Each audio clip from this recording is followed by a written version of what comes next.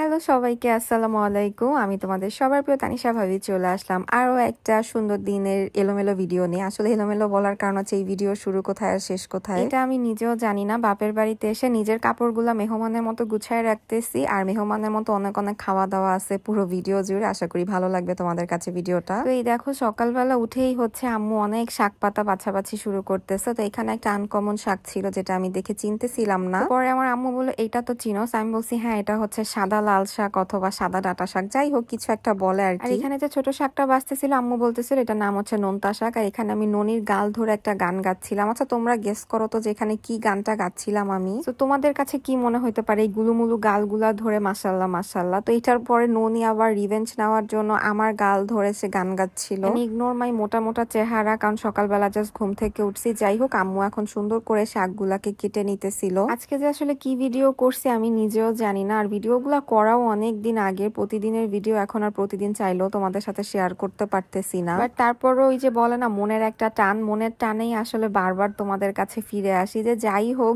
যেরকম ভিডিওই হোক না কেন ওটাই তোমাদের সাথে শেয়ার করব। এরপর আমি বসে পড়ছিলাম নাস্তা খাওয়ার জন্য। সাথে ছিল হচ্ছে ম্যাগি নুডলস, আর ছিল একটু সিদ্ধ ডিম, আর এখানে কয়েক রকমের বাদাম নিয়ে নিছিলাম। কয়েক রকমের বলতে আজকে শুধু একটা আইটেমই নিছিলাম। মাঝে মাঝে ওই যে বলছিলাম সকালবেলার খাওয়া দাওয়াটা একটু ঘুরায় ফিরায় করলে ভালো লাগে। এরপরে রান্নাঘরে চলে গেছিলাম। আজকে কিন্তু আমাদের বাসায় পুরো বাগেরহাটের স্টাইলে রান্না বান্না চলতেছে। এখানে হচ্ছে গরুর মাংস হইতেছিল। এটা হচ্ছে আমাদের বারান্দায় যে চুলাটা সেট করা মানে সিলিন্ডারের ওইটাই। আর এখানে হচ্ছে ডাল বসানো হয়েছে, ডালটাও কিন্তু বাগেরহাটের স্টাইলে, আর সাথে হচ্ছে আলুর দম। আর আলুর দম আর গরুর মাংস দুইটার মধ্যেই কিন্তু দেয়া আছে চুই ঝাল। এদিকে হচ্ছে পেঁপের জুস বানানো হয়েছে, যেটা আমি খাবো না কজ আমার কাছে পেঁপের জুস খাইতে একদমই ভালো লাগে না। আর বলতে পারো আজকে আমাদের বাসায় পুরো পিকনিক পিকনিক ভাইব চলতেছে, যেহেতু বাসায় গেস্টও ছিল। সব মিলায় মনে হচ্ছিল যে আমরা কোনো একটা জায়গাতে ভ্যাকেশনে আসছি। আলহামদুলিল্লাহ প্রথমে শাক দিয়ে দেন প্রত্যেকটা তরকারি একটু একটু করে নিয়ে অল্প ভাত খাইছি। খাওয়ার পরে বসে পড়লাম কাপড় গোছানোর জন্য। কাপড় যে গোছাইতে বসছি এটা কিন্তু ওই দিনকার ভিডিও না, খাওয়া দাওয়া করা পর্যন্তই ভিডিও করছিলাম। এরপরে আর ভিডিও শুট করা হয় নাই। এই যে দেখো বাপের বাড়িতে এতগুলা কাপড় যে নিয়ে আসছি, ভাবতেছি কাপড়গুলাকে গুছায় একটা সুন্দর করে ব্যাগে রেখে দিব। কি অবাক করা কাণ্ড তাই না? একটা সময় ছিল এই বাসাটা যেখানে ইচ্ছা সেখানে আমার কাপড় চোপড় থাকতো। আজকে এই বাসাতেই আমি আমার কাপড় চোপড় গুলা সুন্দর করে গোছায় একটা কোনায় রেখে দিতেছি। মেয়েদের জীবনটা কত অদ্ভুত তাই না? নিজের জন্মস্থান, নিজের চিরচেনা জায়গা, নিজের ঘর বাড়ি সমস্ত কিছু একটা সময় কেমন জানি পর হয়ে যায়। যাই হোক এখন হচ্ছে 4:39 বাজতেছে। খাওয়া দাওয়া করে আমি আমার কাজিন আকাশের সাথে একটু হাঁটাহাঁটি করতে বের হইছিলাম।